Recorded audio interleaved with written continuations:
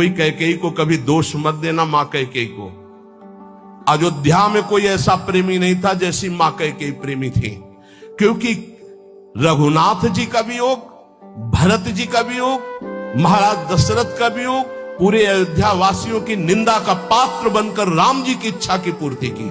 ये माता कैकेयी है, दूसरे में इतनी सामर्थ्य नहीं थी। माता कैकेयी जितना राम जी को प्यार करती थी, शायद है उतना कोई अवध में प्यार करता हो।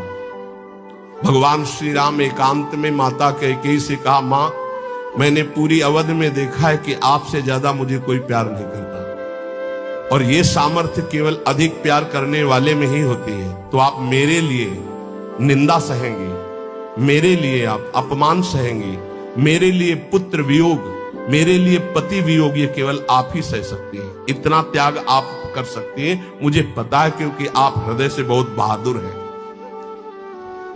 देवासुर संग्राम में साथ गई थी कैकेयी जी महाराज चक्रवर्ती सम्राट दशरथ के। भगवान राम जी इसीलिए कह रहे कि आपका हृदय वीर रस से भरा हुआ है, आप सह सकती हो मां, बस एक मेरी इच्छा है। तो उन्होंने कहा, हे राम तुम्हारे लिए अभी प्राण त्याग सकती हूं, तुम्हारे लिए सब कुछ त्याग सकती हूं। तो उनका आपको बस जिसलिए मेरा अवतार हुआ, मैं संतों के सुख के लिए अवतरित हुआ हूं, मैं अवध का राजा अभी नहीं बनूंगा, अभी आपको मुझे वनवास भेजना ही होगा। मां कैकेयी ने एकांतिक भगवान की आज्ञा का पालन किया, ये ध्यान रखना। कैकेयी जी का हृदय बहुत रघुनाथ जी के प्रेम में डूबा, ये कोई नहीं जानता।